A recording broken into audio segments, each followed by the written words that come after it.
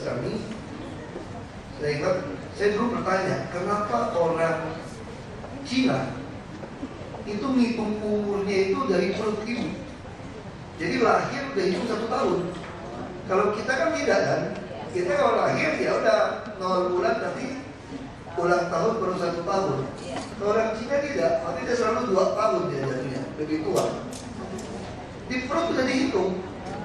Nah di dalam setelah saya pelajarin konsep kesehatan dengan dinas kesehatan kita, yang namanya bayi dalam janin udah mesti kasih gizi yang baik. Makanya ada beberapa orang ngajarin di dalam perut itu pun udah dibisikin, dinyanyiin, gitu kan? Karena dia udah tidak hidup ini. Nah jadi saya pikir kita kalau cuma ngurus PAUD balita ini masih kurang cukup, mesti juga mempengaruhi orang tuanya. Kan pasti orang nganterin kan? Nah dia mesti mempengaruhi orang tuanya bagaimana supaya anaknya di dalam janin pun udah mulai. Apalagi kalau ibu-ibu muda, mungkin kakaknya di bawah 1 tahun, di dalam perutnya lagi ngantuk, adiknya lagi kan. Nah saya kira mungkin kalau profesor-profesor tidak masuk ke bidang ini, kalau ngomong ilmu saya nggak ngerti.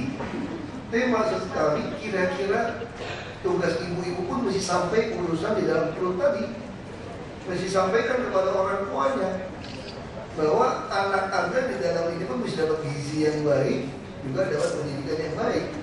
Nah sekarang jadi masalah muncul sekarang soal PAUD ini. Saya agak sedih juga kalau lihat PAUD.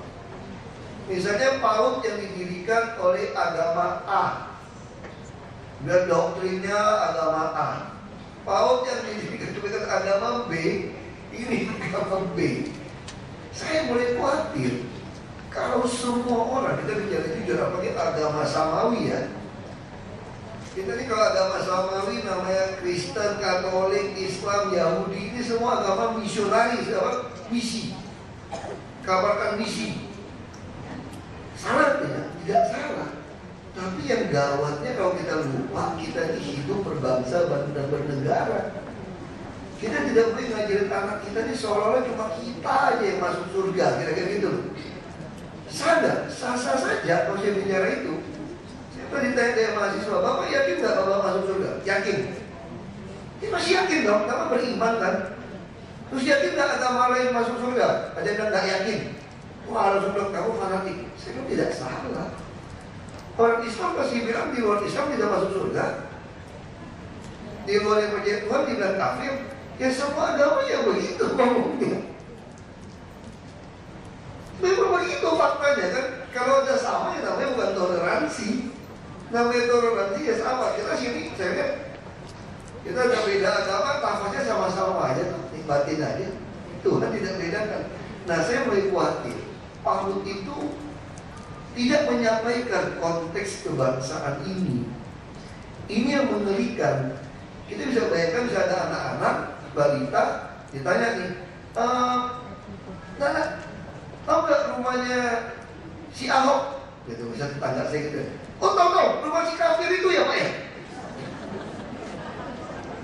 Kita kaget setengah mati kalau anak balita ngomong seperti itu. Jadi kalau zaman saya kecil masih beda. Oh, rumah si Baba itu ya? Nah, masih oke kan Baba gitu kan? Pas saya ikut kampanye udah berubah. Bukan ikut Baba lagi, ikut babi katanya. Wah, kan?